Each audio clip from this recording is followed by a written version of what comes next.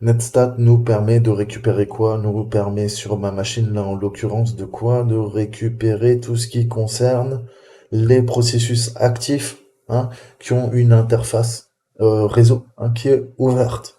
À l'inverse, si je veux uniquement les services actifs, hein, en mode écoute, donc tous ces ports qui sont ouverts sur ma machine, que je devrais fermer avec mon pare-feu ou désactiver les services, puisque bah, vous savez qu'un service qui écoute en local, eh ben, éventuellement sur votre réseau ou même d'internet, c'est peut-être quelqu'un de l'extérieur qui va pouvoir essayer d'attaquer, de se connecter à ce service. Donc c'est extrêmement critique. Plus vous réduisez le nombre de services qui tournent sur votre machine, hein, même en les désinstallant, c'est encore le mieux si vous vous en servez pas, plus ça va réduire la surface d'attaque. Hein, donc on fait un netstat L, et là je vois les sockets du domaine Unix activent seulement les serveurs, hein, qui sont en train de tourner là sur ma machine. On voit une connexion en UDP, une connexion en TCP.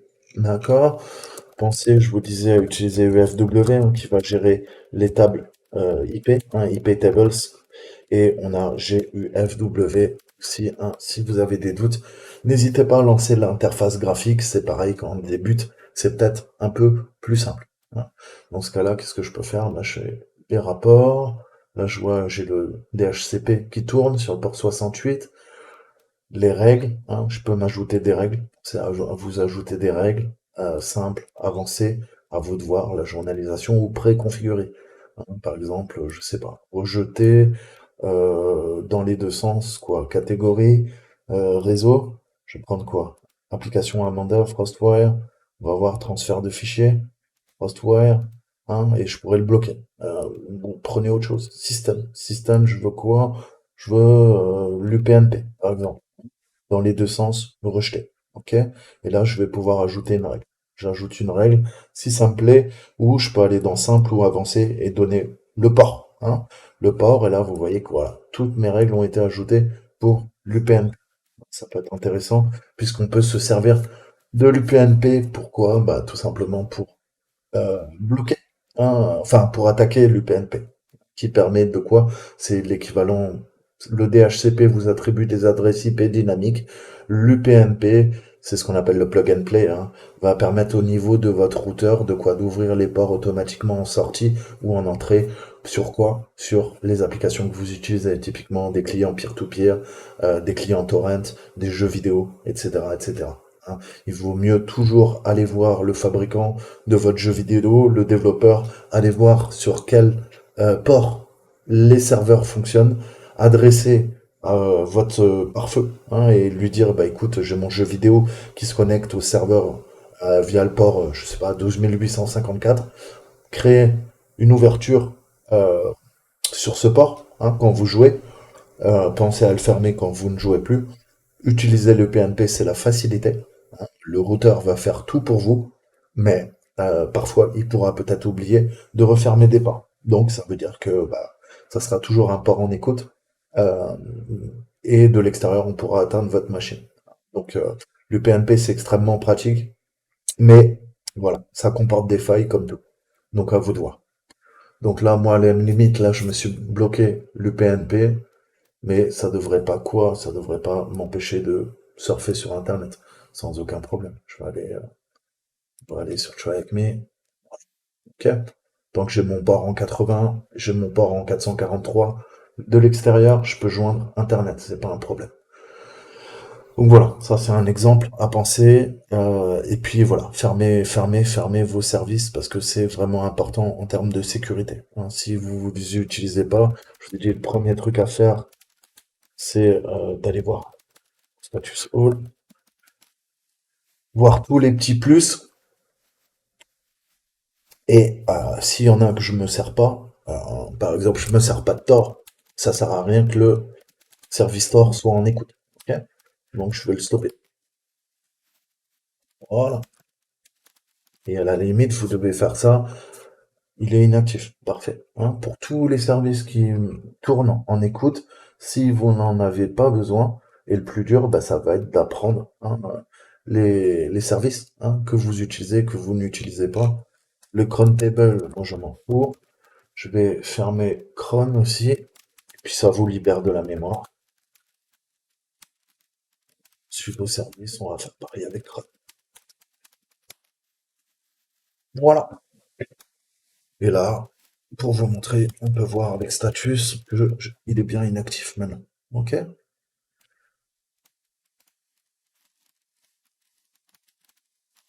Donc, revenons à nos cours. Hein, il y a beaucoup de choses, on va voir en parler un peu. Vous savez que là, on va éditer aussi des fichiers de config. Donc, c'est à vous de voir. Hein. On a la bataille des éditeurs de texte. L'édition de fichiers de texte sous Linux se fait généralement via VI. Hein. Donc, ça, c'est vraiment l'ancêtre, hein, j'ai envie de dire. Après, on a eu une amélioration. C'est Vim. Hein. On a également Emacs. Hein. Et celui que je préfère, le plus user-friendly, j'ai envie de dire, c'est Nano. Hein. Mais on en a d'autres. Hein. On a Gedit aussi. Vous avez plusieurs vous en avez plusieurs. J'ai VI. Voilà. VI, le problème, c'est qu'il faut connaître un les commandes, sinon vous allez être bloqué, parce que c'est des commandes un peu bizarres à apprendre. On a également Vim. Vim, c'est VI amélioré, d'accord? Donc par exemple, pour sortir, c'est WQ. Hein, si vous connaissez pas la commande, vous allez rester bloqué. Donc VI Vim, c'est les anciens généralement qui connaissent ça. Il faut absolument savoir l'utiliser parce que sur certaines machines, vous n'aurez pas Nano. Nano, je vous le montre tout le temps. Euh, c'est celui que j'utilise, hein. Neo Nano, c'est mon préféré. Qu'est-ce qu'on a? On a Gedit, je vous disais, qui est une sorte qu'on peut se servir aussi quand on code. C'est pas mal. Vous avez différents formats hein, qui sont gérés. On a du C, du CMake, du CUDA. Vous voyez tous ces langages de programmation. Donc c'est pas vraiment un IDE, mais ça peut permettre quand on programme d'avoir les couleurs. Hein. Voilà. Et puis donc voilà, ça gère pas mal de formats. C'est léger, c'est plutôt pas mal. On peut s'en servir comme traitement de texte aussi. À vous de voir ce que vous préférez. Ça c'est via la GUI, hein, l'interface graphique. Vous ne l'aurez pas en ligne de commande.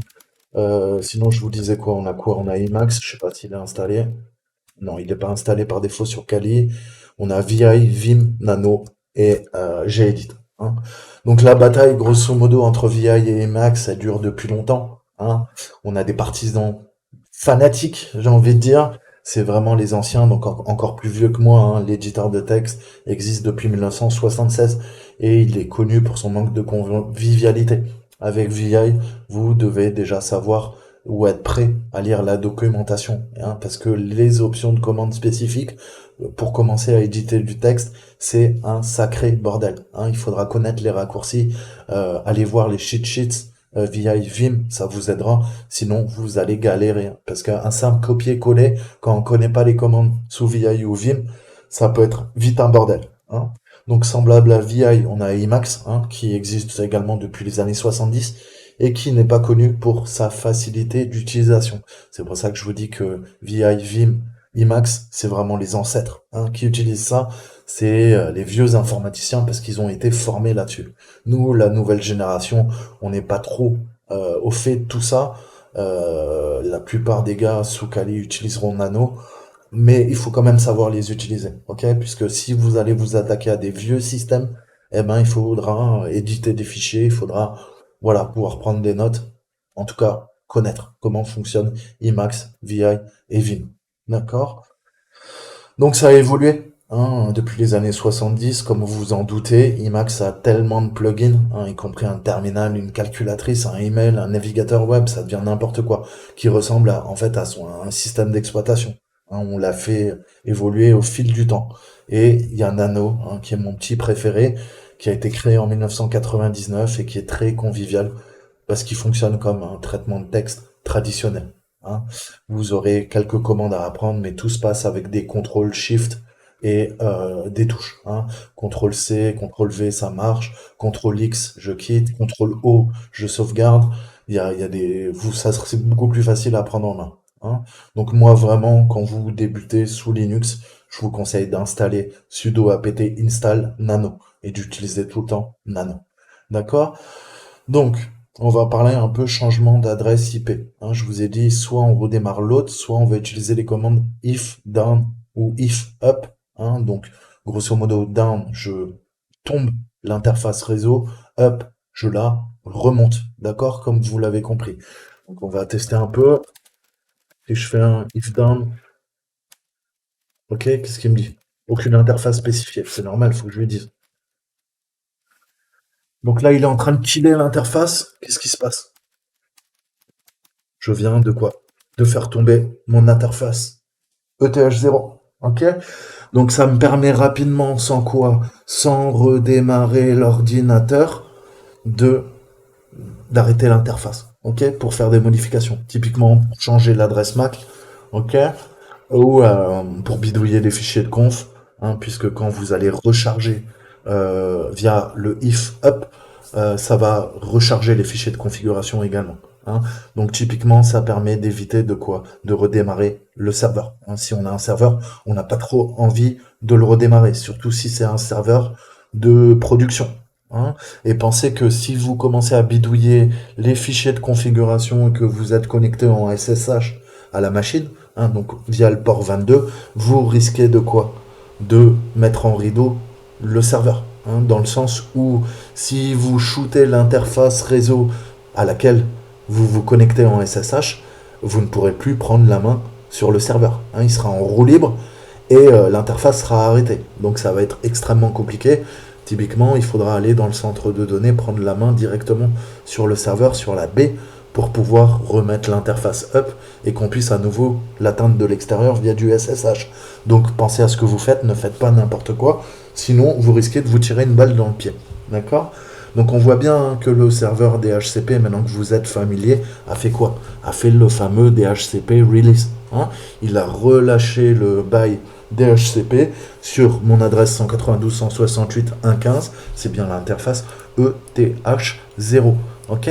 Et c'était géré par quoi? Bah, par la gateway hein, qui tourne sur donc la passerelle sur le 192.168.1.1 et le port 67. Je vous ai dit que le DHCP fonctionne sur le port 67. D'accord? Donc à l'inverse, qu'est-ce que je peux faire pour la remonter? Bah, je vais en avoir besoin. On va faire un if up. Ok? Voilà. Exactement ce que je vous racontais dans mes vidéos précédentes. Qu'est-ce qu'on fait? Négociation, discover, hein, sur OTH0, avec le broadcast 255, 255, 255. Si vous vous rappelez ce que je vous ai montré, je vous ai dit quoi? Je vous ai dit que on communique avec le serveur DHCP en quoi? Avec le broadcast. Lui nous répond en quoi? Avec l'unicast. D'accord? Et je lui réponds à nouveau avec quoi? Avec le broadcast. Et tant que le broadcast et l'unicast n'ont pas négocié, là c'est four-way, discover, offer, request, acknowledge. Exactement le diagramme que je vous ai montré pas dans les deux précédentes vidéos, mais je crois dans l'avant-dernière. Hein, je vous avais fait un diagramme du serveur DHCP, comment il fonctionne. Et ben c'est exactement ça.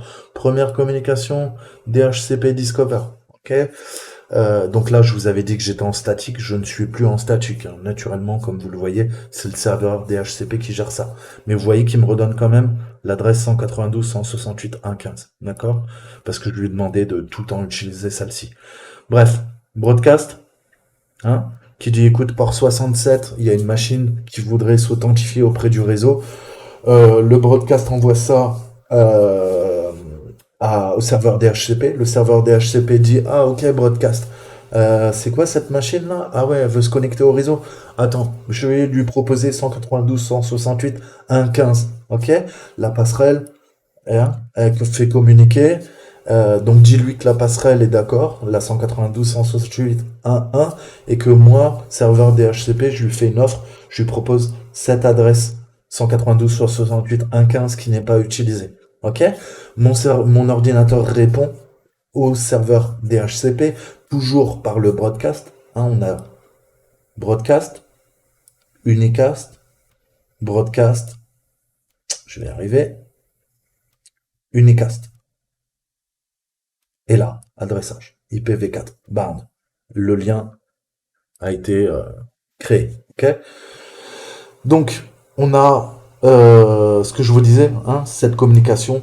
D'abord, communication broadcast vers le serveur DHCP qui répond, ma machine qui répond, qui dit ok, pas de problème, je veux bien l'adresse 192.168.1.15 sur ETH0. Hein, broadcast, pareil, ça renvoie vers le serveur DHCP et le serveur DHCP dit ok, je te configure, je t'enregistre Hein, 192, 168, 1.15 à Knowledge avec la passerelle sur le 1.1 en broadcast 255, 255, 255, pas 255, mais 0. Là, ce qu'il faut comprendre, c'est que je vous ai dit quoi? Je vous ai dit qu'on est en 255, 255, 255, 0 en classe C. C'est vrai parce que je suis en 192, 168, 1.15, mais je vous ai dit quoi? Oubliez ça. Qu'est-ce que je vous ai dit? En classe C, c'est quoi la dernière machine? C'est la dernière machine du broadcast, c'est la 255e. Donc c'est bien 255, 255, 255, 255 qui gère le broadcast. Comment je sais ça? IPCalc, 192, 168, 115. Ma machine de broadcast, c'est la 255. C'est elle. Ok? C'est elle qui me permet de quoi? Bah de communiquer tant que j'ai pas mon adressage. Là, l'adressage est effectif en classe C, mais c'est elle qui me permet de communiquer avec le serveur DHCP quand j'ai pas encore d'adresse IP. Ok? Et lui me répond en unicast. Je le lui renvoie et je lui réponds grâce au broadcast. Il me répond en unicast. Après ces 4 étapes, DHCP Discover Offer Request Acknowledge hack, ok? Il me dit, écoute, voilà, pas de problème. Pour 36 387 secondes, hein, je te donne cette adresse IP. Et rappelez-vous, qu'est-ce que va faire le serveur? Il va diviser 36 387 par 2, ok?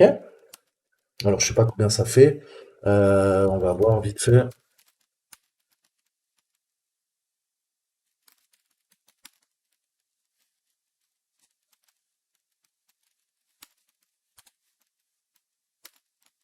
Voilà, ça fait 18 418,5, ok? Et au bout de 18 418 secondes, qu'est-ce qu'il va me faire? Il va me dire, tu veux l'adresse IP? Mon ordi va dire, oui, oui, oui, garde-la à moi. Et dit, ok, je te renouvelle le bail, je te garde l'adresse IP 192, 168, 1, 15. C'est ce que je vous avais expliqué. D'accord? Donc ça, j'espère que c'est clair. On va sortir de Python.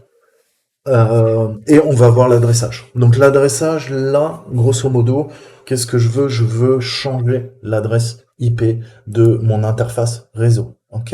Je peux lui demander, je vous ai dit link, route, adresse. Là, en l'occurrence, je veux changer totalement de classe. Je veux passer en quoi? On va calculer pour être sûr, faire un IP calc, je veux passer en classe A. 10, 10, 10, 10, Cidre 8.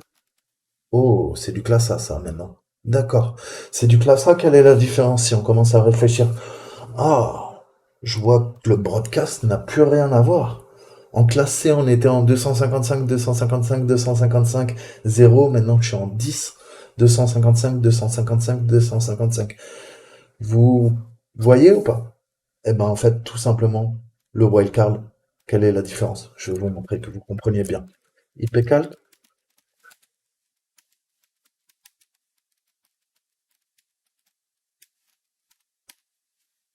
quelle est la différence?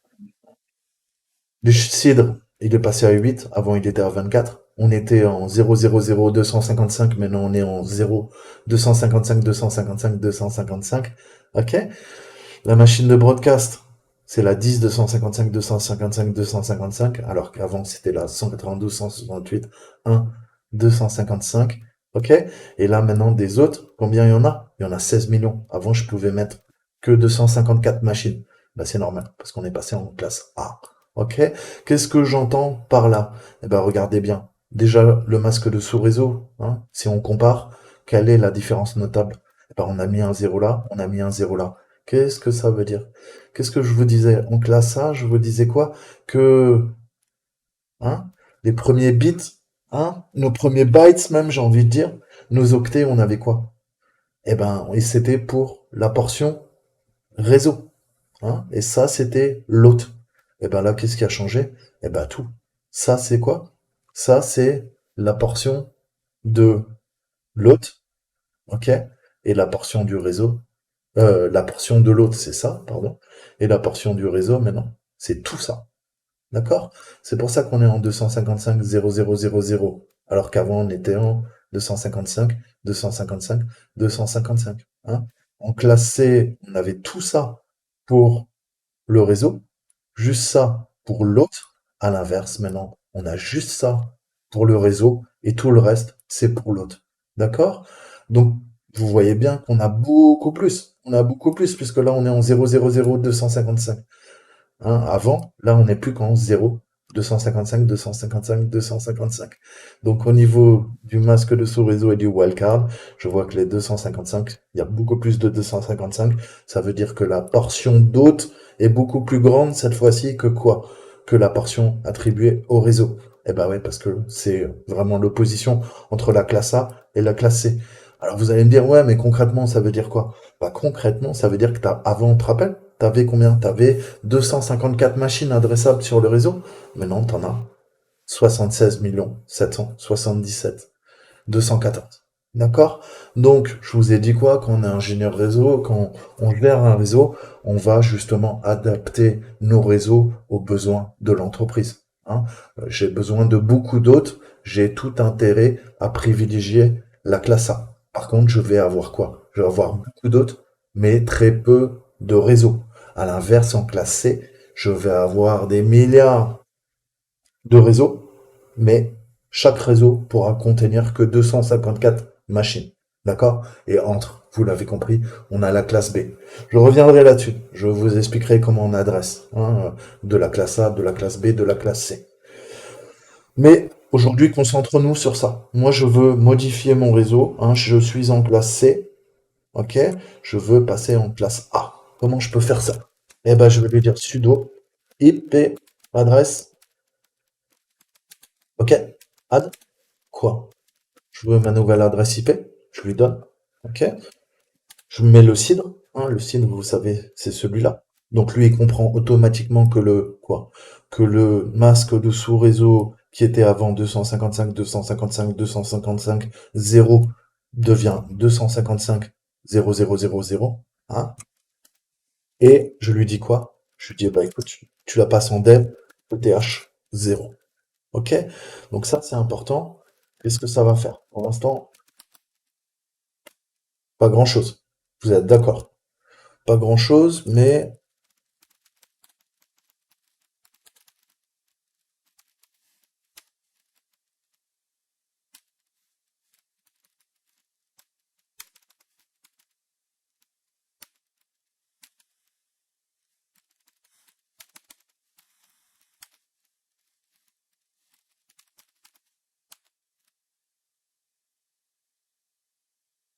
ok. Vous voyez bien que le if up, if down, ça m'a permis quoi? Ça m'a permis, sans redémarrer la machine, j'aurais pu le faire naturellement. De quoi? Ben, ça y est, modifié. Je viens de modifier ma carte réseau Ethernet, ma ETH0. Qu'est-ce qui se passe maintenant? Ben, maintenant, j'ai IP calque, recalculons. J'ai quoi? Je lui donne quoi? Je lui donne mon adresse. Je suis en 10, 10, 10. Mais vous inquiétez pas, il va le calculer pour vous, hein. Il dit quoi? Ah non, mauvais masque. Là, il calcule en 24. Ok? Mais il te dit quand même. Donc là, ça, coco. Donc, qu'est-ce que je lui mets? Je lui mets le cidre. Ok? On va lui donner le masque sous réseau, qu'il comprenne bien. Ah, là, il corrige. Hein, je lui donne les bons arguments. Mon inet et mon netmask, mon masque de sous-réseau. Et là, il recalcule, il me dit, ah ouais, non, non, je croyais que t'étais en cidre 24. Non, non, t'es bien en cidre 8, comme je vous l'ai expliqué. Hein. On n'a plus que quoi? On n'a plus que nos premiers bits qui sont alloués au réseau. Le reste est alloué aux autres. D'accord? Vous vous rappelez comment je vous avais montré comment on calculait en binaire, etc., etc. Donc là, qu'est-ce que je viens de faire? Je viens de changer totalement mon réseau. Maintenant, voilà. J'ai quoi? J'ai beaucoup plus de machines sur mon réseau. Hein. Avant, je scannais quoi? Mon adresse. Qu'est-ce qui va se passer? Eh ben, je vais avoir maintenant 16 millions de machines. Donc ça, j'espère que c'est clair. Hein, vous pouvez à tout moment quoi remodifier. Qu'est-ce que je repasse? Je repasse en down. Je vais revenir à mon ancienne configuration, vous l'avez compris. On tue le processus. Ok. Je vais lui remettre le bon cidre. Qu'est-ce que je veux? IP adresse add? Non, non, pas 10, je veux quoi? Je veux 192, 168, 1, 15, slash 24, cidre de 24. C'est parti. Sudo if config, if up, pardon, excusez-moi. Ok. Renewal, bound. Et au niveau du RTN link, il dit, bah ouais, il existe déjà. C'est parce que, qu'est-ce qui s'est passé? Le serveur DHCP avait déjà mon adresse. Ok, donc il vous le signifie. Mais je reviens en quoi? Je reviens. Ok, en classe C.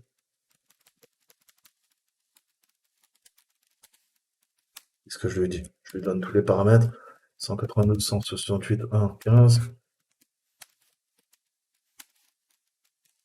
Donc je lui donne tous les paramètres, slash 15, et je vérifie mon masque de sous-réseau, que j'ai pas fait de bêtises, hein, que ça puisse communiquer.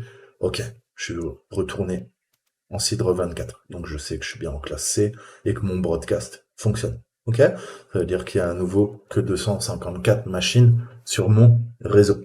D'accord? Donc comprenez, hein, if down, if up permettent de redémarrer une interface sans avoir à redémarrer tout le serveur, hein. Si vous avez modifié la configuration d'une interface réseau, vous devez forcer cette interface à relire son fichier de configuration. Pour ce faire, vous arrêtez l'interface via la commande if down et vous la réactivez avec la commande if up, hein. Si la commande if up est exécutée, le fichier de configuration est relu, l'interface est remise en service avec les nouveaux paramètres. Donc ça, c'est vraiment important, hein. Et en passant, n'oubliez pas que if down, if up ne sont pas incluses, hein, dans le chemin par défaut de toutes les distributions Linux. Donc parfois, bah, il faudra modifier le pass, hein, et l'inclure explicitement dans le chemin d'accès complet de la commande. Par exemple, si vous n'arrivez pas à désactiver l'interface TH0, qu'est-ce qu'il faudra faire? Bah, vérifiez déjà que vous avez tous les outils, hein, que je vous ai dit. C'est-à-dire quoi? Bah, déjà NetTools, hein, rappelez-vous, sinon ça risque pas de marcher. Hein, t'as NetTools, et ben des fois, qu'est-ce qu'il faudra faire? Ben, il faudra faire un quoi? Chemin absolu. C'est-à-dire, has-been, quoi? If, ah, je vais taper if, ah, il est là, if down, ok? Et là, ça va marcher. D'accord? Donc pensez, soit vous modifiez le pass, soit vous lui donnez le chemin absolu pour qu'il trouve le programme et qu'il puisse effectuer l'opération. De même, si vous devez rétablir l'interface, qu'est-ce que vous avez? Je vous ai dit quoi? Dans SBIN, vous avez tous les utilitaires, pardon, je vais y arriver, critiques de quoi? Du système d'exploitation, généralement. C'est dans SBIN, hein. BIN, c'est les binaires. SBIN, c'est les systèmes BIN. Donc c'est là qu'il y a de fortes chances que toutes les opérations en bas niveau, ça s'effectue ici. Hein, on voit qu'on a quoi? On a R-replay, R-dump, aerodump, R-tune. Tout ça, c'est quoi? C'est du bas niveau aussi au niveau du réseau. Pourquoi? Pour attaquer le Wi-Fi. Hein, donc tous les trucs critiques, voilà, attaque de déni de service, hein, de brouillage, Wi-Fi, via des paquets MDK3, MDK4. Ok? Donc vous voyez qu'il y a vraiment des trucs assez sensibles, hein, que vous trouverez dans SB. Ok? Donc là, je peux quoi? Bah, j'ai if down également. D'accord? Donc pensez à ça, hein. Allez chercher si vous ne trouvez pas. Et puis, on a le fichier ETC Network Interface, qui est utilisé pour indiquer à if up, if down, comment configurer les interfaces réseau lorsque ces interfaces sont activées ou désactivées. Par exemple, si vous configurez une interface avec une adresse IP statique, en saisissant les détails dans le fichier d'interface, eh ben, c'est ce fichier de configuration que va venir récupérer la commande if up, if down, hein. Donc on va voir ça, je vais vous montrer un petit peu comment on bidouille les fichiers, hein. Et puis, je vous le disais, en SSH, attention à l'interface sur laquelle vous travaillez. Si vous arrêtez accidentellement l'interface réseau utilisée pour votre connexion SSH, vous allez perdre l'accès à distance au serveur. N'oubliez pas ça. D'accord? Donc, si on doit résumer, récapituler quelques-unes des modifications réseau courantes qu'il est probablement souhaitable d'apporter, si on vous demande de faire de quoi? Des modifications au niveau de la configuration du réseau, c'est de modifier l'état des interfaces réseau, hein, vous connaissez maintenant le jeu de commandes if down, if up, ajouter des serveurs de nom DNS à une interface, On a quoi? Je vous l'ai dit, on a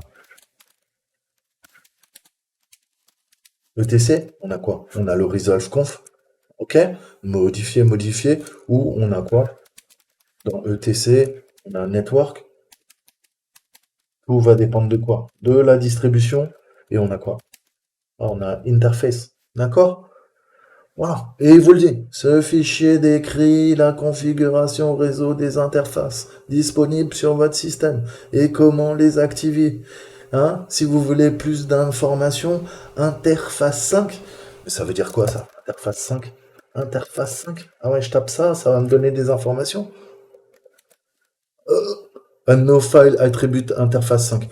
Ah ouais, là, qu'est-ce qu'il me raconte là? Qu'est-ce qu'il me raconte? Man interface 5? Non plus, pas de chance.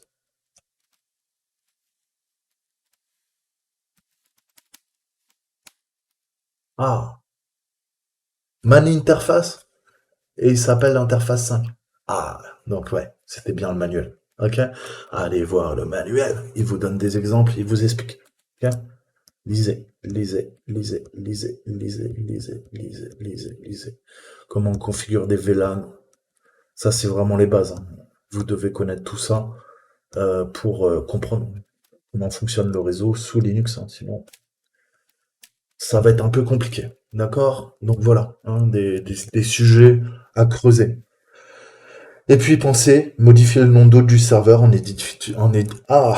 éditant les fichiers quoi. On l'a vu, je vous l'ai déjà montré, mais je vous le répète pour que ça rentre. On a quoi? On a hostname, moi je m'appelle scriptkiddie, et on a quoi? On a etc host. Ok? Comment je peux vérifier ça? Je peux faire un hostname f. Ok? Il va lire directement dans le fichier. D'accord? Et dans le host, vous avez aussi tout ce qui est résolution. Pensez, hein? Et ça dit bien que quoi? Ma machine, mon local host, 127.0.0.0.1 est égal à quoi? Est égal au local host, oui, et est égal au nom qui s'appelle scriptkiddie. C'est pour ça que ma machine ici, il y a écrit quoi? Il y a écrit que Saltimbanque est connecté à la machine scriptkiddie. D'accord? Donc ça, maintenant, j'espère que c'est bien clair. C'est vraiment, vous devez être à l'aise, hein. Il n'y a pas de secret. Il faudra, je vous ai dit, pratiquer, pratiquer, pratiquer, pratiquer, hein. Donc retenez ça pour éditer les fichiers. Si je veux rendre le changement d'adresse IP persistant sur un système Debian ou Ubuntu, hein, il faudra aller chercher ailleurs pour d'autres distributions de Linux. Vous l'avez compris. Je vais modifier quoi? Je vais modifier le fichier Network Interface, hein. Je répète, je répète, je répète, mais que ça soit bien clair. D'accord? Utilisez Nano, hein, ce que je vous conseille. Et bah, vous le savez, il n'y a rien de plus simple. Nano, plus quoi? Bah, plus le chemin absolu vers le fichier que je veux éditer. Et si je veux l'éditer, il faudra faire un sudo avant. Vous le savez. D'accord? Donc je répète, voilà. Et là, il vous le dit, vous n'êtes pas accessible. Bah ouais, c'est normal. J'ai pas quoi? Bah j'ai pas fait le sudo. D'accord? Donc ça, c'est les automatismes à prendre. Sudo avec 2D, ça passera pas aussi. Ok? Voilà. Et puis on a le, je vous ai pas montré le Douaz. Est-ce qu'on l'a le Douaz? On l'a. Ouais, on l'a pas, mais on peut l'installer. Douaz, c'est un équivalent de sudo aussi. Que vous pouvez utiliser. Il y en a qui préfèrent Douaz. Donc, c'est vraiment une question de goût. Mais ça veut dire ce que ça veut dire. Ok, il a bugué. Bon, on verra. Je ne veux pas vous embrouiller pour l'instant. Le do as, c'est en gros fait en tant que administrateur. Vous l'avez compris. Do as. Et si jamais ça peut arriver, si vous utilisez quoi? Cent, hein? On a quoi? On a CentOS, ok? Et RHEL, hein? Qui est quoi? Qui est le Red Hat Enterprise Linux. Il va falloir que j'apprenne à taper.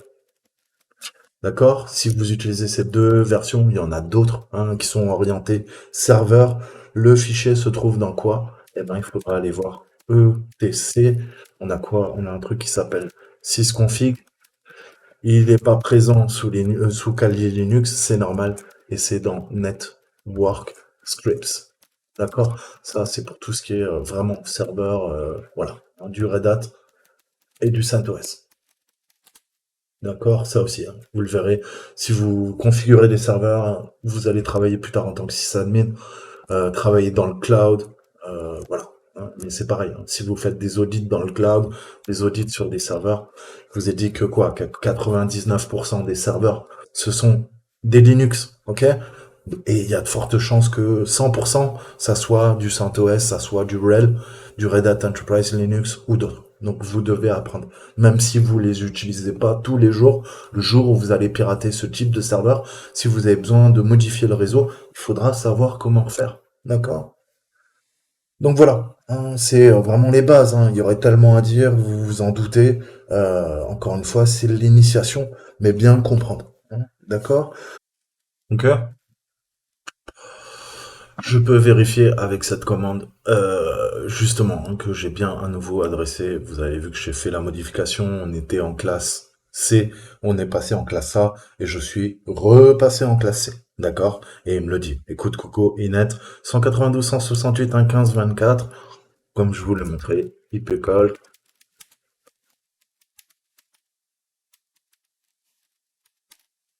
Mais bon, on est en classe C. Le broadcast est bon. Le masque de sous-réseau aussi. D'accord? Donc voilà, c'est vraiment les bases, mais bah, il faut être un petit peu à l'aise et il n'y a pas de secret, il va falloir pratiquer, pratiquer, pratiquer, pratiquer, pratiquer. Ok? Donc ça me permet quoi? Bah, je suis rassuré. J'ai ma nouvelle adresse IP qui a été ajoutée, j'ai effectué la modification de manière garantie, qu'elle soit persistante après le redémarrage du système d'exploitation Linux. D'accord? Alors, maintenant, on va parler vraiment, on va rentrer un peu plus en profondeur. Il faut qu'on parle des liens d'agrégation, des liens les bounds, hein, les port groups, les channels. Hein, ça va, on va rentrer vraiment un petit peu plus profondément au niveau du réseau, puisque voilà, on a plein de techniques qu'on appelle vulgairement, hein, les NIB.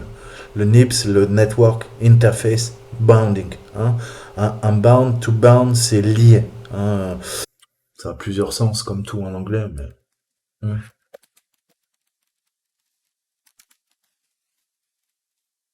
D'accord? Je dis pas que des bêtises. D'accord? Donc c'est ce qu'on appelle du bounding. Hmm. On va voir un peu ce principe de bounding. Je vais essayer de vous expliquer ça assez succinctement. Enfin, en vulgarisant. Donc, encore une fois, chez vous, vous pouvez le faire. Il n'y a pas de problème, hein. Tout ce que vous pouvez faire en entreprise, vous pouvez le faire chez vous. Alors, il y a des moments où vous aurez besoin de plus de bandes passantes qu'une seule interface peut vous fournir. Et ça va être vraiment de la balle. Pourquoi? Parce que tu vas pouvoir cumuler quoi? À la maison, tu vas pouvoir utiliser ta fibre optique ou ton ADSL. Tu vas pouvoir quoi? Connecter éventuellement ton téléphone en 4G, en 5G, en 6G. Et tu vas dire à ton Linux, bah écoute, tu vas utiliser la puissance de la DSL, ok, plus la puissance de ma 4G, ok. Et donc, comme ça, bah, je vais avoir beaucoup plus de bandes passantes et je vais avoir quoi? Deux interfaces en même temps et l'ordinateur, lui, il va avoir qu'une interface, hein.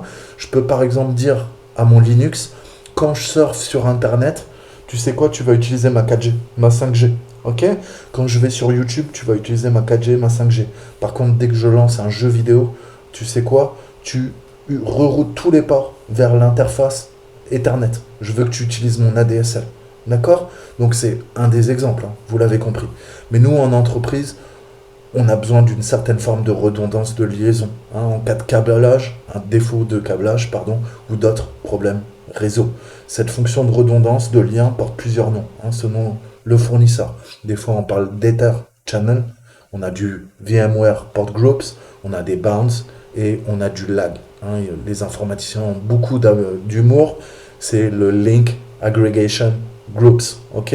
Donc, qu'on traduirait par groupe d'agrégation de liens, lag, hein, comme quand ça lag dans ton jeu vidéo. Donc c'est quelques noms, hein, il y en a plein d'autres. Ce qu'il faut comprendre, c'est que Linux fournit également cette capacité. On appelle ça une liaison, hein, un link, un bound. D'accord? Donc ça vous permet de créer un lien réseau logique uniquement composé de plusieurs liens physiques qui va évoluer à mesure que vous ajoutez d'autres interfaces, qui peut fournir un équilibrage de charge, ce qu'on appelle du load balancing sur les interfaces, et peut fournir une protection contre eh ben, éventuellement des problèmes, hein, d'autres problèmes au niveau de votre réseau que vous pourrez rencontrer. Hein, c'est ce qu'on appelle du failover protection. Hein. Le failover qu'on pourrait traduire par basculement. Hein, mais on parle vraiment de failover en réseau. Hein. Je vous mettrai tous les liens en description de la vidéo pour mieux comprendre l'équilibrage de charge. C'est ce qui fait fonctionner Internet. La redondance, je vous ai dit, euh, que ça soit dans du matériel militaire ou dans des infrastructures réseau, on va chercher de la redondance. Hein. La redondance minimum, si on parle de redondance, elle est double. Hein. J'ai deux équipements. Alors, soit je fais du load balancing, c'est-à-dire quoi? C'est-à-dire que je répartis, j'équilibre la charge entre ces deux équipements. Ok. Soit il y en a un qui est nominal, donc l'autre est secondaire. Hein, il va servir de backup. Et on a ce principe de redondance là. Si les deux interfaces sont pas nominales, ça veut dire qu'il y en a une de secours. Si la première vient à tomber, la deuxième prend le relais automatiquement. D'accord? Donc après, c'est comment vous allez configurer votre failover, comment vous allez configurer votre redondance, comment vous allez équilibrer votre équilibrage de charge. Hein. Donc pour utiliser une liaison réseau, on doit installer le module du noyau de liaison via notre commande mode probe. Mode probe, vous l'avez verrez tout le temps. Mode probe nous permet d'ajouter des fonctionnalités supplémentaires au noyau Linux. Le noyau, c'est le kernel. Hein. Donc on va voir un petit peu comment ça fonctionne. On va créer une liaison à l'aide des outils IP route 2 qui va permettre d'établir la liaison ainsi que définir son mode. On verra tous les modes que vous pouvez utiliser et pensez que vous pouvez obtenir de l'aide avec les manuels qui sont présents euh, directement dans Linux. N'oubliez pas ça. On a if enslave. Enslavement, c'est ce principe d'asservissement. Je vous mettrai des liens. Faites des recherches internet. Encore une fois, le boulot, c'est vous qui devez le faire. C'est un outil qui est déprécié et on a les outils IP Route 2 qui prennent leur place. Mais sur d'anciens systèmes, il faudra également savoir comment utiliser cette commande, le if enslave. Et vous constaterez que de nombreuses commandes Linux, autrefois courantes, deviennent obsolètes avec le temps. Donc pensez à tout le temps rester à jour. Vivez avec votre temps. Donc, imaginons qu'on ait plusieurs interfaces. Là, malheureusement, je ne peux pas vous montrer concrètement comment ça marche, puisque là, j'ai même pas un serveur sous la main dans le cloud avec différentes interfaces. Donc, il faudra bosser sur la théorie, et voir un petit peu comment ça fonctionne. Mais je vais vous montrer un petit peu les commandes, je vais vous montrer des diagrammes et on va parler théorie. C'est-à-dire que je vais vous montrer les commandes et on va simuler qu'on est sur un serveur. Et qu'est-ce qu'il y a sur ce serveur? Eh ben j'ai ETH0, j'ai ETH1, j'ai ETH2 et je vais créer une nouvelle interface de liaison qu'on appelle BOND comme barn 0. D'accord? Donc ça, c'est vraiment important.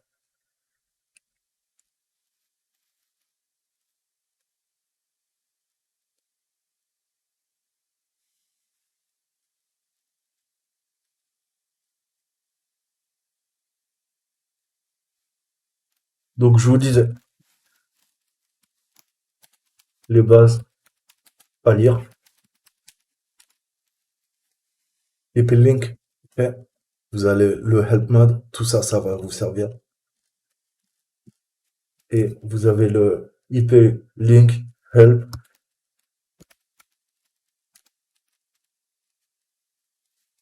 au niveau du bas. D'accord? Alors, imaginons que j'ai des interfaces. Chez mon ETH0, je vous dis, j'ai ETH1, j'ai ETH2. J'ai trois interfaces réseau. La première étape, il va falloir quoi? Que j'ajoute de nouvelles capacités à mon noyau, à mon kernel Linux. Qu'est-ce que je vais faire? Élévation de privilèges. Je vais demander à ModProbe de quoi? De charger le bounding. Ok? C'est la première étape. Bon, vous imaginez que j'ai pas envie d'ajouter ça puisque je vais pas m'en servir. Il faudra faire entrer. Ça va faire une opération en bas niveau et vous ajoutez le bounding, ok, au niveau de votre kernel. D'accord? Ça, c'est la première étape. Ensuite, il faut qu'on lit. Typiquement, si c'était le cas, j'aurais quoi? ETH0, là j'aurais ETH1 1, là j'aurai ETH2 et j'aurai mon loopback. Ok? Pour pouvoir lier ETH0, 1 et 2, si elles existaient, il faut que je crée une interface de bounding qu'on va appeler bound 0. D'accord? 802.3 AD. C'est le Link Aggregation Control Protocol, hein, qu'on appelle LACP. D'accord? C'est au niveau 2. Donc pareil, je vous laisserai aller regarder. Vous inquiétez pas, je vais vous faire des cours. Cisco, on va voir. De toute façon, si vous voulez devenir ingénieur en réseau, hein, ce que je ne suis pas, vous le savez, je vous donnerai tous les cours. Ok, on va voir ça ensemble. Ça viendra. Hein, là, encore une fois, on verra. Mais pourquoi? Bah, exactement ce que je vous disais plus tôt. Hein. On veut de la tolérance au panne, ce qu'on appelle le failover, et on veut la répartition des charges, le load balancing. Hein. Donc, je vous laisserai creuser, lire tranquillement, mais nous, on va utiliser justement l'I 802.3 AD. D'accord? Donc, pour le mettre en place, qu'est-ce qu'on va faire? On va faire un sudo IP. Je demande un link, d'accord? Un lien. Je demande d'ajouter une nouvelle interface que j'appelle bond 0, d'accord? Le type de lien, bah, c'est du bounding, donc je lui mets du bond et je lui donne le mode. Ça, c'est très important. Ok. Et je vais lui dire, écoute, mon coco, tu vas aller en 3 AD. D'accord? Je vais faire entrer, qu'est-ce qui va se passer maintenant dans ifconfig ou IP adresse? J'aurai tout en bas une nouvelle interface qui s'appelle quoi? Qui s'appelle bond 0. D'accord? Que je viens de créer grâce à cette commande. Pareil, je fais pas entrer, vous l'avez compris, j'ai pas envie de foutre le bordel. Donc, et puis de toute façon, j'ai pas le TH1 et le TH2, donc ça sert à rien que je vous montre puisque ça ne va pas fonctionner. Je vous montre la théorie. Donc là, maintenant, on a quoi? On a cette nouvelle interface bound 0. Maintenant, je vais dire à mon Linux, cette bound 0, elle est composée de 3 liens. Ces 3 liens, ok, tu vas les fusionner. Hein, c'est pour ça qu'on parle d'interface logique. Donc, première étape, je prends mon lien physique, mon premier lien physique, je vais lui dire IP, link, je veux quoi? 7, mon ETH0, ça c'est mon lien physique, je lui dis tu le passes en mètres, ok? Et tu le lis à l'interface bound 0 qu'on vient de créer. Première étape, je fais entrer. D'accord? Ensuite, je lui dis, écoute, deuxième lien physique, 7, ETH1. Même étape, je la passe en master et je lui dis, tu me fais un bound 0. D'accord? Troisième, vous l'avez compris, ETH0, je fais quoi? Je fais un master et je lui dis également bound 0, entrée. Qu'est-ce que va comprendre le système d'exploitation? Qu'on vient de créer une interface logique de lien, d'agrégation, qui s'appelle bound 0, qui est composée de 3 liens physiques. Hein. Rappelez-vous, la logique en informatique, c'est quoi? C'est de l'émulation. Hein. Je peux créer des partitions logiques, je peux créer des partitions physiques sur un disque dur, sur des volumes. Hein. Bah là, c'est pareil. Hein. À partir de plusieurs liens physiques, je fais de l'agrégation de liens, je prends plusieurs types de connexions, ça peut être une connexion satellite, ça peut être une connexion Wi-Fi, ça peut être une connexion 3G, ça peut être une connexion 4G, ça peut être une connexion ADSL, ça peut être une connexion câble, ça peut être une connexion fibre. Je prends ces 7 interfaces et je lui dis à l'ordinateur, je m'en fous, tu puisses dans ces 7 interfaces, tu as une nouvelle interface logique qui regroupe agrégation de liens.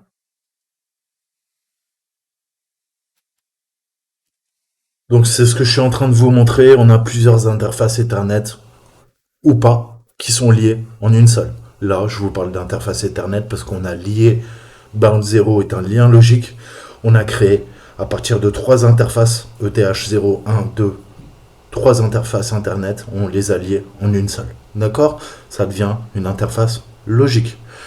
Donc l'un des paramètres les plus courants à définir lors de la création d'une liaison est le mode. Hein, vous avez vu qu'on a défini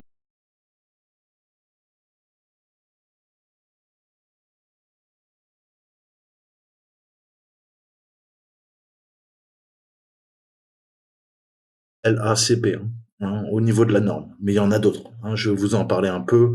On va rester sur ce diagramme pour que vous compreniez bien. On a différents modes et c'est le mode, hein, qui va déterminer la manière dont la liaison interagit avec le réseau connectés. Ça, c'est vraiment important. D'accord? Donc, le premier lien, le premier mode, j'ai envie de dire, hein, des différents Linux Network Bounding modes, c'est, on a le balance RR.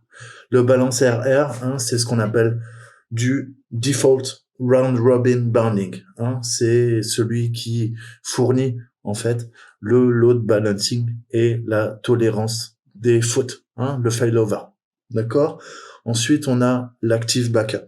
L'active backup, il permet de fournir également du failover, de la tolérance de faute aux pannes, et on a un seul esclave qui peut être actif à la fois, et en cas d'échec, l'autre esclave prend le relais. D'accord? Donc pensez, hein, vous vous rappelez qu'est-ce que je viens de taper là? Je viens tous de les passer en master. Parce que dans ce mode-là, on les passe en maître. Mais dans d'autres modes, il faudra passer d'autres interfaces en slave. Hein, retenez bien ça. Le master, c'est le maître. Le slave, c'est l'esclave.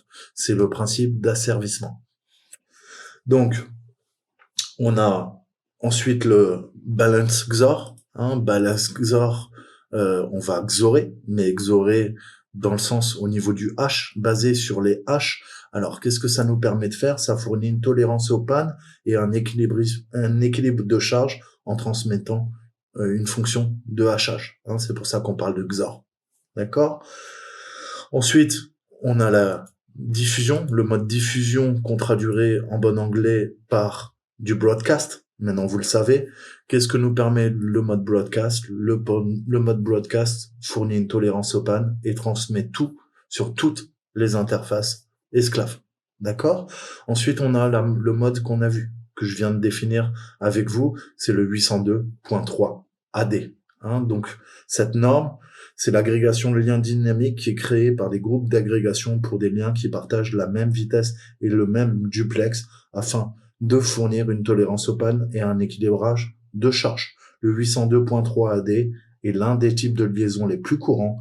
Vous nous en avez d'autres, hein, on a de l'AD, de l'AF, etc., etc. Mais ça utilise ce que je vous disais, c'est-à-dire LACP pour communiquer avec l'autre côté de la liaison. D'accord? Alors, pensez en réseau, si vous le savez pas encore, on a différents types de ce qu'on appelle du duplex. Hein, on a du semi-duplex, on a du full duplex. Techniquement, qu'est-ce que ça fait? Eh ben, c'est le principe de canal. Euh, alors, communication bicanale. On va faire très simple.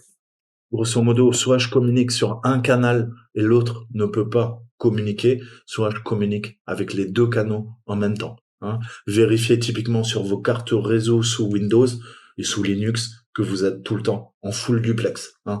Par défaut, je vous rassure, elle est configurée en full duplex. Mais au cas où vous seriez sur des vieux PC en semi-duplex, vous allez considérablement ralentir les communications, les entrées-sorties au niveau de votre NIC, votre interface réseau, et vous allez perdre en bande passante, hein, en réactivité en termes de réseau.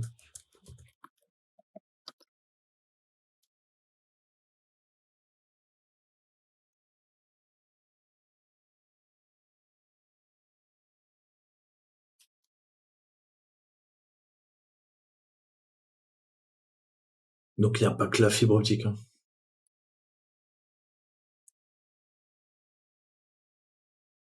Donc simplex, full duplex, half duplex. Ok. Donc ce qu'il faut comprendre, hein, et c'est pas que les fibres optiques. Hein. Vous avez également dans mon réseau, on parle de semi-duplex, donc c'est ce qu'on appelle un half duplex, de full duplex ou de simplex. Hein. Donc, le câble half duplex, qu'on appelle aussi semi-duplex, c'est quoi? C'est la transmission des données dans les deux sens, mais pas simultanément. Qu'est-ce que j'entends par là?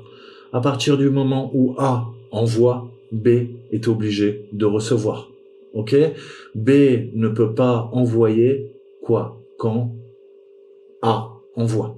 Donc A envoie, B reçoit. Une fois que B a reçu, il peut envoyer et A reçoit. Ok? Mais si B envoie et A reçoit, pendant ce temps, vous l'avez compris, A ne peut pas également envoyer. Donc, on a cette, comment dire, variation, en fait, hein, entre l'émission. Une fois que l'émission est faite, on peut réceptionner, et à l'inverse, si la réception est terminée, on va pouvoir envoyer. D'accord? À l'inverse de quoi? Du full duplex. C'est-à-dire que A envoie, B reçoit, et en même temps, B envoie et A reçoit. D'accord? Et le simplex, eh ben, c'est un lien. C'est quoi? Je vous parle tout le temps de canal de communication bidirectionnel. C'est un canal de communication unidirectionnel. Uni, un seul sens. Un seul sens. Tu envoies, j'envoie A, envoie, B reçoit, mais B ne peut pas envoyer à A. Il n'y a que A qui peut envoyer et B qui reçoit. C'est le principe de simplex.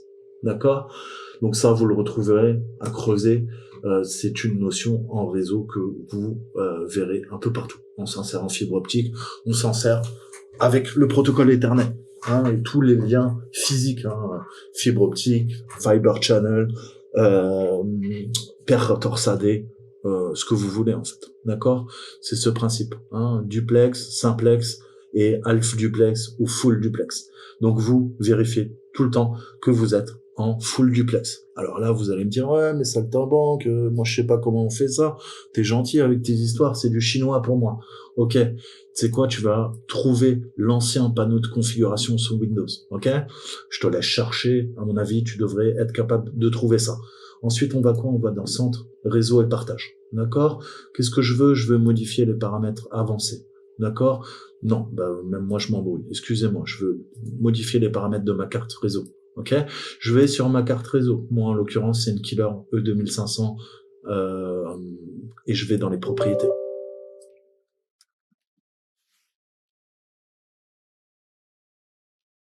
Qu'est-ce qui se passe? J'ai quoi? Qu'est-ce qui m'intéresse, moi? Bah ouais, le protocole Internet IPv4, ça c'est bien. Pensez à modifier vos DNS, comme je vous l'ai dit, si vous voulez changer. Ok? Mais c'est pas ça qui nous intéresse. Nous, on veut configurer. Ok? Donc on va, modifier. On va là-dedans. On se retrouve dans propriété de la carte réseau. Qu'est-ce que je vais faire? Je vais aller dans avancer. Et là, intéressant. Qu'est-ce que j'ai? J'ai plein de paramètres. Et j'ai un truc qui est quoi? Je descends, je descends, je descends, je descends. Qu'est-ce que je peux faire? Ah, RX, TX. Ah, maintenant je comprends mieux ce que c'est. Ok?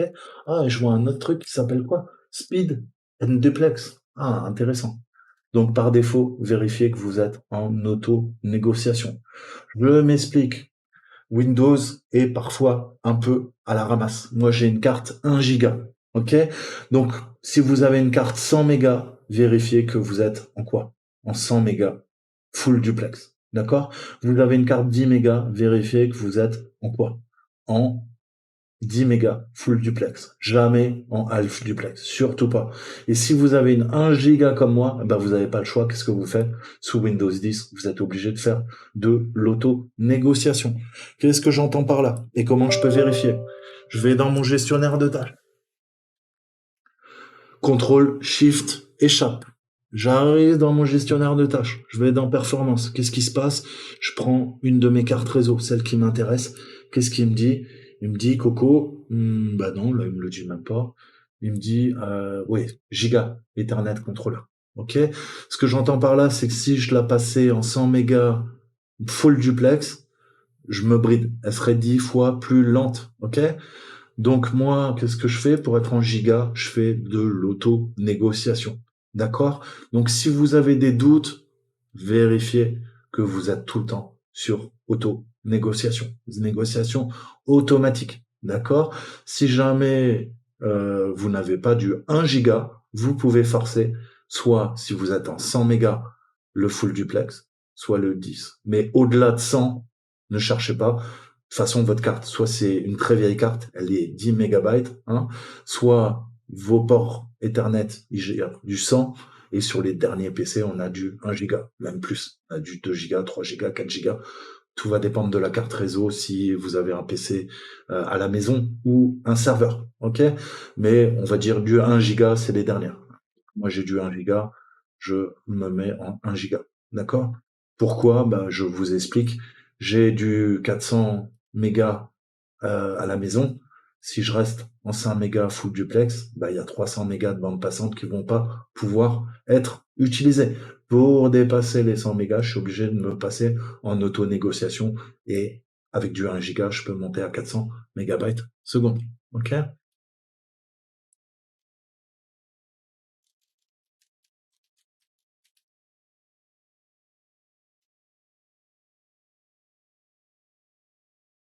C'est le cas. Ok?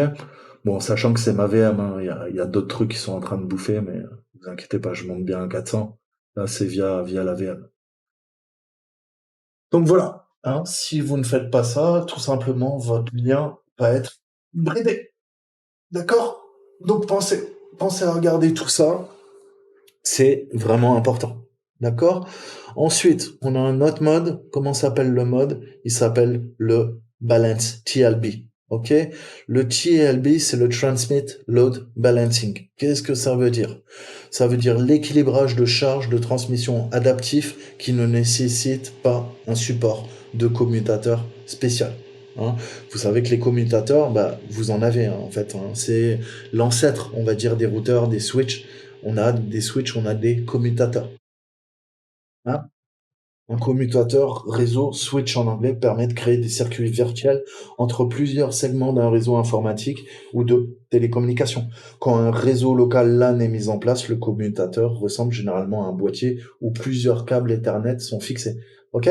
Ça me permet de créer des VLAN. Hein, on va avoir ce principe. Je crée quoi? Je crée par exemple deux réseaux. On verra comment administrer les switches. Mais je vais prendre mon switch, ok? Et je vais dire, bah voilà, tous les câbles Ethernet là qui sont branchés là, c'est mon VLAN 1, ça c'est mon VLAN 2, ça c'est mon VLAN 3, ça c'est mon VLAN 4. Hein? Je rentre en entrée en sortie les quoi bah mes câbles Ethernet qui permettent de relier le lien vers l'extérieur, vers l'extranet, vers la passerelle et mon boîtier, c'est un mini serveur, un mini ordinateur qui va gérer la sécurité, qui va gérer la redistribution des paquets réseau au sein de quoi? Des différents VLAN. Et pour chaque VLAN, vous voyez que là, je peux mettre quoi? 1, 2, 3, 4, 5, 6, ok, 12 machines, par exemple, par VLAN. Ou je peux faire deux VLAN et mettre quoi? 24 machines là, 24 machines là. 48 machines en tout. Ok? Et puis, dans les B-serveurs, qu'est-ce qu'on fait? On va stacker des switches. Hein. On a généralement pas qu'un. On a 1, 2, 3, 4, 5, 6, 7, 8, 9, 10 jusqu'au plafond. D'accord? Et ça nous permet de gérer des réseaux d'entreprise. D'accord? Donc ça, c'est ce qu'on appelle les commutateurs. Hein, commutateurs switch en anglais. Ensuite, on a le balance ALB. ALB, pourquoi? Parce qu'en bon anglais, c'est Adaptive Load Balancing. Donc, qu'est-ce que ça veut dire? Ça veut dire l'équilibrage de charge adaptif qui ne nécessite aucun support de commutateur spécial également en raison de son utilisation de la négociation via le protocole ARP. D'accord? Donc, les modes les plus courants, c'est sauvegarde active et le 802.3 AD. D'accord? Donc ça, c'est vraiment important. Hein. Pensez Active Backup et le 802.3. Et l'ARP, je pense que vous connaissez. Hein. C'est un très vieux protocole qui permet quoi? D'attaquer, de faire de l'ARP poisoning, spoofing. On verra ces attaques, vous inquiétez pas. Mais c'est l'Address Resolution Protocol, ok? Qui est basé sur quoi? Sur bah, justement les adresses MAC. C'est pour ça que eh ben, ça nous permet de l'utiliser pour rerouter. Donc, opération normale, on a quoi? On a l'utilisateur qui est sur la LAN, on a le fameux switch qui sert également de hub. Le hub, ça interface quoi? Eh ben, un peu comme un hub d'aéroport. Qu'est-ce que ça fait? Eh ben, ça va mettre en relation divers voyageurs vers quoi? Vers divers longs courriers ou vers quoi? Des courriers régionaux vers des vols internationaux. Ben là, c'est pareil. On a un utilisateur qui est sur la LAN, on va le faire transiter vers la passerelle du réseau local et grâce à la passerelle, il peut communiquer vers l'extérieur, vers l'extranet qu'on appelle Internet. OK? Et à l'inverse, bah, je peux faire aussi des attaques de ARP cache poisoning. OK? Donc là, au lieu de communiquer directement, hein, on a une partie malveillante qui va quoi? Qui va communiquer avec l'utilisateur LAN, alors que lui, il croit communiquer avec quoi? Avec le switch et la gateway et Internet. Mais en fait, c'est l'attaque de l'homme du milieu. Le hub, la LAN et Internet maintenant communiquent avec notre acteur malicieux. Mais plus classiquement, on va se servir du protocole ARP via des ARP request, ARP reply avec un switch, ok, ou un routeur qui va quoi? Qui va rerouter. On fait une requête via une adresse IP Et là, le switch router dit, ah ouais, t'inquiète, ça c'est l'autre B. Tiens, je t'envoie les paquets réseau. Et je te les envoie pas à D, je te les envoie pas à C, mais je te les envoie à B. Hein, parce que je sais que B, il a telle adresse MAC. D'accord? Et ça renvoie. D'accord? Donc ça, le protocole ARP, c'est ça.